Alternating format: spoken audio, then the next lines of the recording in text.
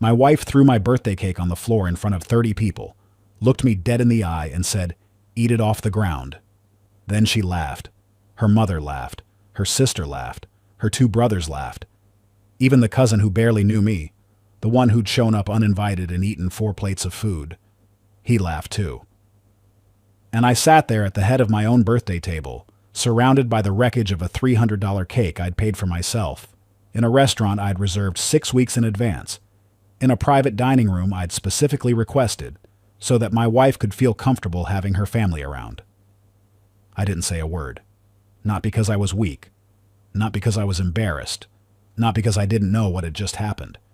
I didn't say a word because I already knew what I was going to do. And by midnight that same evening, 100 missed calls had stacked up on Jacqueline's phone. The group chat her mother ran, the one I'd never been added to, had apparently exploded. Her sister was calling from her car. Her brother was threatening to drive over. All because of a text message I'd sent at 9:48 p.m., while my wife was still out celebrating my birthday without me. 7 words. Removing my name from every loan tomorrow. But I'm getting ahead of myself, because before you understand what I did that night, you need to understand what kind of man I was before all of this began. And you need to understand what kind of family I had married into. Because the birthday cake wasn't the beginning. It was just the moment I finally saw clearly. Before you keep watching, if this story is resonating with you, if you've ever been humiliated by the people who were supposed to love you, or if you've ever stayed quiet when you should have spoken, subscribe to this channel. Hit the like button. Drop a comment and tell me, have you ever smiled through something that was breaking you inside? I want to read every single one. Now let me tell you the whole story. My name is Christopher Dalton. I'm 37 years old. I'm a lead portfolio risk officer at Meridian Capital Group, a mid-size financial services firm headquartered in the West Loop district of Chicago, Illinois. I've worked in risk assessment for 12 years. It's exactly the kind of job that sounds boring at dinner parties until someone asks what it actually means.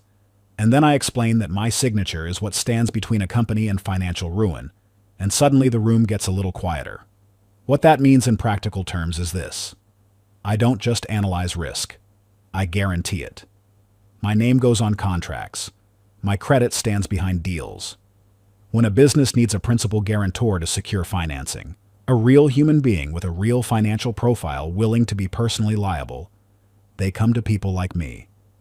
I've spent 12 years building a credit profile and professional reputation that most people in my field spend entire careers chasing.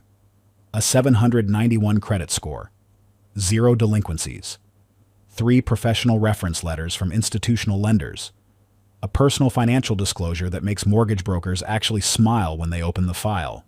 And for 3 years of my marriage to Jacqueline, that profile had been working very quietly, very significantly, in favor of her family. They didn't know the full extent of it, or rather they knew exactly enough to take advantage of it, and not enough to feel grateful. I met Jacqueline Harmon at a professional networking event at the Chicago Cultural Center back in the spring of 2019. She was working in brand management for a regional marketing consultancy. Sharp, confident, the kind of woman who walks into a room and immediately understands its geometry, who the important people are, where the real conversations are happening. I was drawn to her certainty. I'm the kind of person who calculates before he speaks. Jacqueline spoke first and calculated later, and at the time I found that magnetic. We dated for 2 years. I proposed on the Navy Pier at sunset, which in retrospect I'm slightly embarrassed about, but she cried and said yes, and her hands shook when I put the ring on. And in that moment, I believed everything I needed to believe. We got married at the Bridgeport Art Center, 140 guests. My side of the aisle, my mother, my younger brother Nathan, 4 close friends from college, and a scattering of colleagues I genuinely liked. Her side, 47 people, because Jacqueline's mother Eleanor Harmon did not believe in small gatherings and had strong opinions about seating charts. Eleanor Harmon. I need you to understand Eleanor before this story makes any sense. Eleanor was 61 years old, a former real estate agent who'd stopped working when her second husband passed away, and left her comfortable enough to spend her days cultivating opinions about other people's choices. She was the kind of woman who called her daughter 3 times a day and considered it an act of love. She was the kind of woman who referred to her son-in-law's profession as finance stuff, with a small dismissive wave, even though that finance stuff was subsidizing every significant financial decision her family had made for the past 3 years. She had never once called me by my first name without it sounding like a footnote. The loan started small. That's how these things always start. 6 months into our marriage, Jacqueline mentioned that her younger brother, Devlin, was trying to open a food truck in the Pilsen neighborhood. He had the idea, he had the enthusiasm, he had a name and a logo and a playlist for his grand opening. What he did not have was the credit history required to secure the equipment financing. Jacqueline asked if I would co-sign. I want to tell you I deliberated for weeks. I didn't. I thought about it for 2 days, ran a basic risk assessment in my head, because that's genuinely how my brain works, decided that Devlin seemed earnest and the amount was manageable, and I signed. The food truck did well for 8 months. Then Devlin made a series of decisions that, had he run them by me first, I would have told him would collapse the whole thing within a quarter. He didn't run them by me. By month 10, the payments started coming in late. By month 14, they stopped. I covered the remaining balance myself, rather than let it hit my credit. I didn't say anything about it to Jacqueline. I didn't want to create a family situation. That was the first mistake. Because when you absorb someone's consequence quietly, they don't learn from it. They just look around and notice that the consequence disappeared. The second loan was Eleanor's idea, though it was presented to me as a family conversation. Eleanor wanted to help her daughter Simone, Jacqueline's older sister, purchase a condo in the Wicker Park neighborhood. Simone was 39, had been renting for 15 years, and wanted to build equity. Reasonable ambition. The problem was that Simone's credit had been damaged by a divorce settlement 2 years prior, and she couldn't qualify for a competitive mortgage rate on her own. Eleanor hosted a Sunday dinner at her house in Oak Park. Pot roast, good wine, everyone in a good mood. And then over dessert, she looked at me and said, very casually, as if she was asking me to pass the bread, that she'd been speaking to a lender, and my name on the mortgage guarantee would make the whole thing possible for Simone. It was presented as a kindness, an opportunity for me to be part of the family in a real and meaningful way. I looked at Jacqueline. She was looking at her plate. That should have told me everything. I said I would think about it. Eleanor smiled the smile of a woman who had never once heard the word think about it used as anything other than a precursor to yes. I ran the numbers that week. Simone's income was stable, the property was solid, the risk was real but manageable, and I genuinely wanted to be the kind of person who helped family when he could. I signed as principal guarantor on Simone's mortgage. My name, my credit, my financial liability if anything went wrong. Simone got a 4.1% rate she couldn't have touched without me. Nobody thanked me at dinner. Eleanor said, "Wonderful, now it's settled," and moved on to talking about a neighbor's renovation project. I want to pause here because I think some of you are wondering why I kept going, why I kept allowing this, and I've asked myself that question more times than I can count. The honest answer is that I was raised to believe that a man who has the ability to help should help. My father worked for 31 years as a structural engineer in Indianapolis. He co-signed a loan for his brother. He guaranteed his mother's refinance. He put his name on things because he believed family meant something beyond sentiment.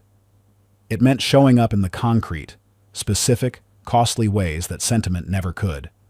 I inherited that belief.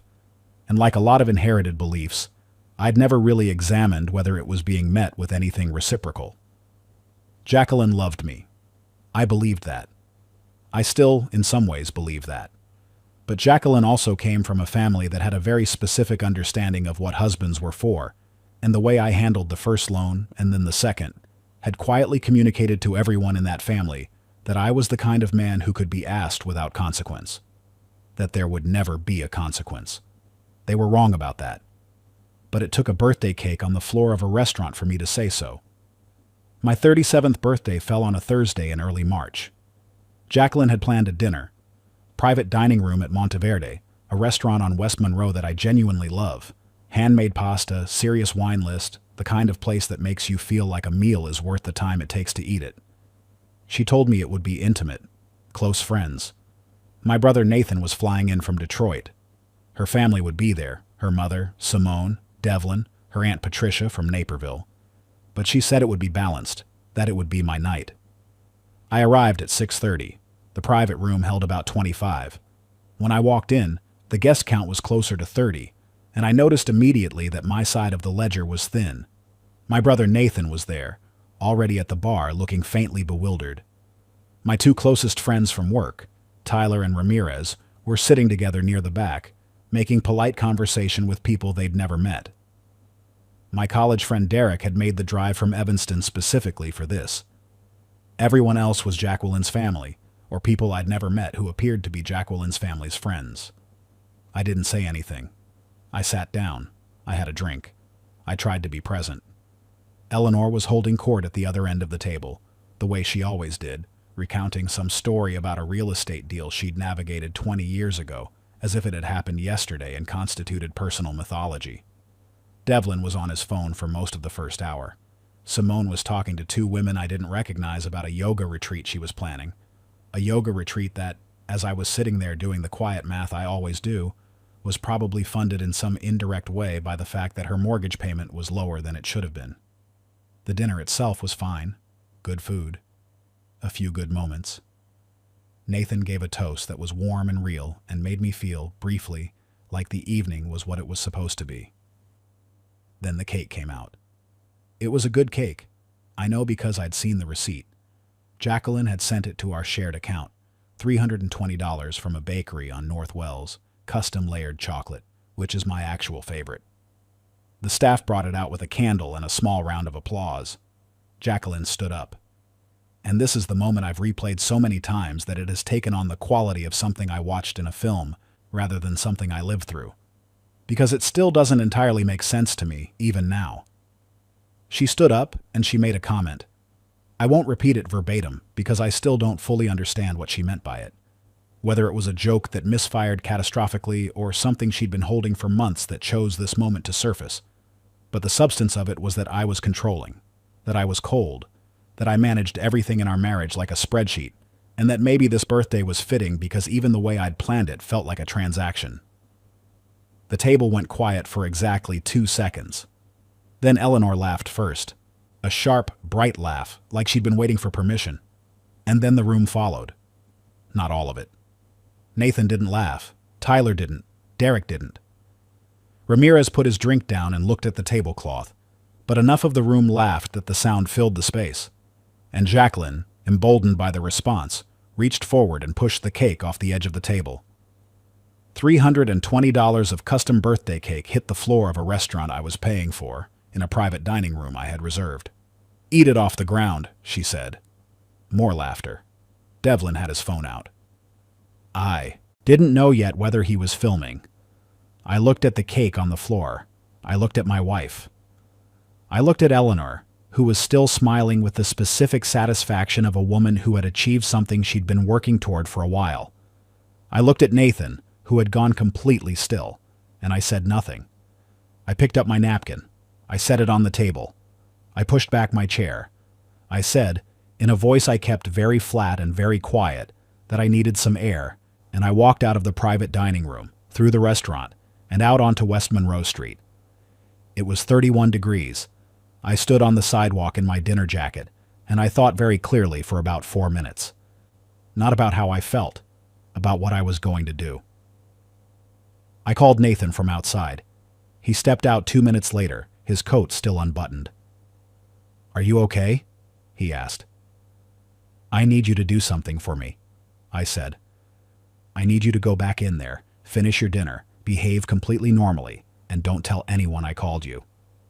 "Chris, please," I said. "I need 30 minutes." He looked at me the way my brother has looked at me my whole life when he knows I've already made up my mind. He nodded and went back inside. I stood on that sidewalk for 28 minutes. I had my phone. I had the notes app I use to draft things when I need to think clearly. And I started writing. Not a confrontation. Not a speech. A list. Every financial instrument to which my name was currently attached in connection with Jacqueline's family. Devlin's equipment loan, balance absorbed, closed. but the originating inquiry still on my credit profile. Simone's mortgage guarantee, active. My name on the document. My liability, if she defaulted. The third item on the list was the one that mattered most, and the one Eleanor didn't know I knew about. 3 weeks prior, Jacqueline had told me that her mother was looking to refinance her home in Oak Park. Eleanor's current mortgage had an unfavorable rate she'd locked in years ago, and a refinance could save her significant money monthly. The lender they were working with had flagged Eleanor's debt-to-income ratio as borderline. Jacqueline had mentioned, very carefully, very gently, that Eleanor was hoping I might be willing to co-sign. I hadn't said yes yet. I hadn't said no. It was still in a status I'd internally categorized as pending further information. Standing on West Monroe Street in 31-degree weather with birthday cake on the floor of the restaurant behind me, that status was now resolved. I opened my text messages and typed a message to Jacqueline. 7 words. Removing my name from every loan tomorrow. I sent it at 9:47 p.m. Then I put my phone in my pocket and got a cab home. My phone started ringing at 9:52. I didn't answer. By 10:15, I had 40 missed calls. By 10:45, I had 67. By midnight, the number had passed 100.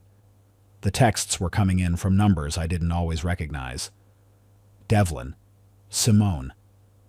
Eleanor's number, which I had saved under Eleanor because Jacqueline had asked me to, not because I'd chosen to. 2 numbers I didn't recognize that I later found out were friends of Eleanor's who'd somehow been looped into the situation. I turned my phone over and went to bed. Not because I was at peace. I want to be honest with you. I lay in the dark for 2 hours staring at the ceiling, going through every version of what the next week was going to look like. I knew it would be ugly. I knew there would be pressure I couldn't fully anticipate. I knew Jacqueline would come home and I'd have to see her face. But I also knew something that I hadn't known clearly before that evening. That the version of me who absorbed consequence quietly, who signed without being thanked, who sat at the head of his own birthday table while his wife knocked his cake to the floor, that version of me had stopped working the moment Jacqueline said, "Eat it off the ground." She came home at 12:40 a.m. I heard the door. I heard her set her keys down. I heard the particular silence of someone who is trying to figure out whether the person in the other room is asleep or waiting. I was waiting, but I didn't go to her. She came to the bedroom door. She stood in the doorframe. I could see her silhouette against the hallway light. "Christopher," she said. "I'm not removing my name from Simone's mortgage tonight," I said before she could continue. "That requires a formal process and the lender's involvement. But I've already drafted the request and I'm sending it in the morning." She stepped into the room. "You don't understand what you're doing." "I understand exactly what I'm doing. My mother is—" she started. "Your mother laughed," I said. "In a restaurant I paid for on my birthday after you threw a cake on the floor, and your mother laughed first." Jacqueline was quiet. "I'm also declining to co-sign Eleanor's refinance," I said. "I hadn't officially agreed to it, so there's nothing formal to undo. I'm just telling you so you have time to let her know." "Christopher, please." "I'm going to sleep," I said. "We can talk tomorrow." I was in the office by 7:15 the next morning. I am very rarely in the office by 7:15. My assistant Priya, who has worked with me for 4 years and is the most perceptive human being I've encountered in a professional environment, looked at me for exactly 3 seconds when I walked in, and then very quietly put a coffee on my desk without being asked. I spent the first 2 hours of that morning doing exactly what I told Jacqueline I would do. I contacted the lender servicing Simone's mortgage guarantee and initiated the formal process for removing a guarantor. This is not a simple or immediate process. It requires the primary borrower to qualify independently or to find a replacement guarantor, and the lender has to approve the transition. But I'd done enough of these professionally to know the exact right language, the exact right department, and the exact right documentation to submit. I drafted the letter, reviewed it, and sent it before 9 a.m. I then called my personal attorney, a man named Gerald Abrams, who works out of a firm in the Streeterville neighborhood, and who I have used for 3 years for various professional matters. I explained the situation, not the emotional contours of it. Gerald doesn't need emotional contours, but the financial specifics. He asked 3 questions. He said he'd have a preliminary review of my exposure on my desk by end of day. Then I went to work. I ran risk assessments on a commercial real estate portfolio that was giving me problems. I had a call with our institutional lending partner in New York. I ate lunch at my desk. I functioned. At 2:17 p.m., my phone rang with a number I didn't recognize. I let it go to voicemail. The voicemail was Eleanor, and I'm going to share what she said because I think it's important. Christopher, this is Eleanor. I think we've gotten off on the wrong foot, and I want to have a conversation. What happened last night was perhaps in poor taste. I'll admit that. But you have to understand that Jacqueline was simply... She's been under a lot of pressure, and sometimes she processes that in ways that aren't ideal. I'm sure you can understand that. What I need you to understand is that what you're doing right now has consequences for people who had nothing to do with last night. Simone has nothing to do with this. Simone has a mortgage. She has a life. Please call me back. I did not call Eleanor back. I did forward the voicemail to Gerald because I thought the framing of it was instructive. The next 72 hours were, in the honest language of risk assessment, a stress test. Jacqueline and I were living in the same apartment, but navigating around each other in the careful, exhausting way of people who have said too much and not enough simultaneously. She went to work. I went to work. She came home. I came home. We occupied the same rooms like parallel lines, present and non-intersecting. Her phone was constant. I could hear it, the vibration, the notification sounds, the long stretches of her voice, low and pressed, from the other room. I didn't listen to the content. I didn't need to. I knew what the conversations were about. I knew who was having them and what they wanted. On the second evening, she came and sat across from me in the living room while I was reading. She looked tired. That's the honest truth. She looked genuinely, specifically tired, the way people look when they've been managing something that they didn't anticipate having to manage. My mother is going to lose her refinance, she said. Your mother doesn't currently have a refinance, I said. She has an application in process. I was never committed to that. You never said no. I never said yes. She looked at the window. Simone is scared. Simone has 6 months to either qualify on her own or find a replacement guarantor, I said. Gerald reviewed her financial profile. Her debt to income has improved since the original mortgage. She may qualify independently now. She wasn't able to then. Things change. Gerald, you brought your lawyer into this? I brought my lawyer into an assessment of my financial exposure, I said. That's what lawyers are for. Jacqueline was quiet for a long time. Then she said, I shouldn't have done what I did. I put my book down. No, I said. You shouldn't have. I was trying to be funny, she said. The family was there, and it got away from me. I looked at her. And this is the part of the story that I find most difficult to explain, because it requires me to be honest about something that is not flattering to me. Because in that moment, looking at my wife sitting across from me in our apartment, looking tired and regretful and genuinely human, I felt something complicated. Not forgiveness, not yet. But I felt the specific ache of loving someone and being unable to reach them across the distance created by the thing they'd done. You pushed a $300 cake onto the floor, I said, and told me to eat it off the ground, at my own birthday dinner, in front of 30 people, including my brother. I know. And your mother laughed. I know. And Devlin had his phone out. She looked up sharply at that. He wasn't recording.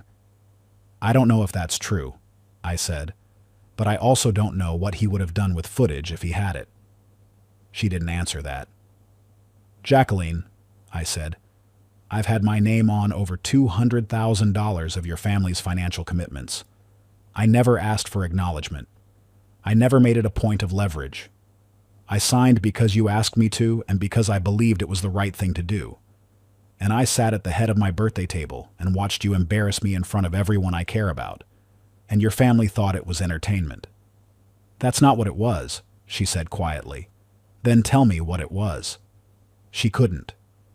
Gerald came back to me at the end of the week with a comprehensive picture. The good news was that my direct liability was more manageable than the worst scenario I'd imagined. Simone's mortgage was the significant item, but as he'd noted, her independent qualification had improved.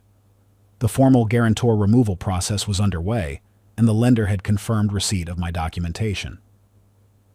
Timeline: approximately 90 days for full resolution if Simone cooperated with the independent qualification review. The better news was what Gerald found when he looked more carefully at the documentation for Devlin's original equipment loan. When Devlin's payments had gone delinquent, I'd covered the balance myself. What I hadn't known at the time, what my own haste and willingness to absorb consequence had prevented me from examining closely, was that the original loan agreement contained a specific clause, a co-signer indemnification provision. It stated that in the event of default, the co-signer had the right to pursue full reimbursement from the primary borrower through civil action. I had never exercised that right. It had simply sat there, unused, for 2 years. Gerald told me the amount: $9,400. The amount I'd personally covered on Devlin's behalf when his food truck collapsed. "Do you want to pursue it?" Gerald asked. I thought about Devlin sitting at my birthday table with his phone out while the room laughed. "Yes," I said. The formal demand letter went to Devlin at the end of week 2. I am told, because Jacqueline told me, her voice very controlled, very careful, that when Devlin received it, he called Eleanor immediately, and Eleanor called Simone, and Simone called Jacqueline, and by the time the chain of calls completed its circuit, the family group chat apparently looked like a natural disaster. Eleanor attempted to contact me 4 more times over the following 10 days. 2 phone calls that went to voicemail. 1 text message that read, "Christopher, I think we need to speak as adults." 1 email to my professional address that I found genuinely startling in its miscalculation, given that it was essentially an appeal to my sense of family loyalty sent to my work email account. I didn't respond to any of them. I want to be specific about something here because I think it matters. What I was doing was not revenge in the theatrical sense. I wasn't doing it to watch anyone suffer. I was doing it because I had looked very clearly at the structure of my own life, and I had seen that I had built something real, professionally, financially, personally, and I had allowed that structure to be used without respect, without acknowledgement, and without consequence. The birthday cake was the moment I understood that this pattern was not going to correct itself, that the only thing that would change the equation was changing what the equation cost. 3 weeks after the dinner, Jacqueline and I had the conversation I'd known was coming since the night I'd walked out of Monteverde. We sat at our kitchen table. No phones, no distractions. It was a Sunday morning, gray light through the windows, the kind of morning in Chicago that feels like the city is holding its breath. "I want to tell you something," she said, "and I need you to hear it without deciding how to respond while I'm still talking." I nodded. "I grew up watching my mother run everything," she said. "She managed everything and everyone. My father, before he left, he was always one step behind her, always catching up. And when he left, she just kept running everything herself. And I watched her do it, and I think I absorbed, that the way you handle someone who is capable and solid and dependable is that you push, and they absorb, and that's just how it works." She was quiet for a moment. "I pushed you at your birthday dinner," she said. And everyone laughed, and I felt powerful for about 4 seconds. And then you got up and walked out, and something shifted in me, and I knew I had broken something real. I waited. "I'm not asking you to undo what you're doing with the loans," she said. "I think you have every right to do what you're doing. I'm asking us, if there's still something here worth trying to put back together." I looked at my wife across our kitchen table. 37 years old, sitting across from a woman I had chosen deliberately and loved genuinely, in a life I had built with patience and care, and a complete willingness to put my name on things. "I don't know," I said, and that was the honest answer. "That's not no," she said. "No," I said. "It's not no."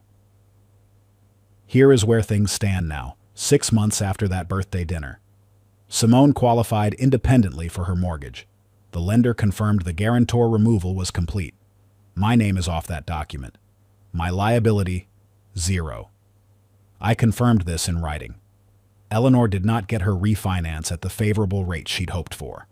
She found another co-signer, a cousin of hers from Rockford, who had a solid but not exceptional credit profile. The rate she received was adequate, not exceptional. She has not spoken to me directly since the voicemail she left in my inbox, which I consider an acceptable outcome for everyone involved. Devlin settled Gerald's demand for $9,400 at $7,850, which represented a reasonable negotiated resolution and arrived, after some delay, by certified check. I deposited it. I did not celebrate. I filed the record in my personal documents folder under Closed Matters. As for Jacqueline and me, we're in counseling. Once a week, a therapist named Dr. Patricia Hollingsworth, who works out of an office in Lincoln Park and who does not, I can confirm, allow anyone to talk over each other or deflect with humor. It is the most uncomfortable hour of my week, and I think it is probably the most useful thing I've done in years. I can't tell you where we end up. I don't have the data for that projection. What I can tell you is that I walk into every session as the person who put his name on things because he believed in the idea of family, and who learned, the hard way, on the floor of a restaurant, on his birthday, that belief without boundary is not generosity. It's an open liability. I've thought a lot about what I want to say to the people watching this, because I know some of you are in the middle of a version of this story. Maybe it's not birthday cake. Maybe it's a loan you co-signed without thinking. Maybe it's a comment your spouse made in front of people you respected, and you smiled and said nothing because you didn't know yet what you were going to do. Maybe it's a family that has been drawing on your capacity for years and calling it love. What I learned, what the birthday cake on the floor of Monteverde actually taught me, is this. The moment you stop absorbing someone else's consequence quietly is the moment they learn you were never obligated to absorb it in the first place. It's not cruel. It's not revenge in the ugly sense of the word. It's just information. It's showing someone the actual cost of the thing they thought was free. My father co-signed his brother's loan because he believed family meant something beyond sentiment. I believe that too. I still believe it, but I also know now what he didn't teach me, or maybe what I didn't learn, which is that the word family doesn't launder the word respect. You don't get to treat someone poorly and then shelter behind the word family as if it cancels the bill. The bill always comes.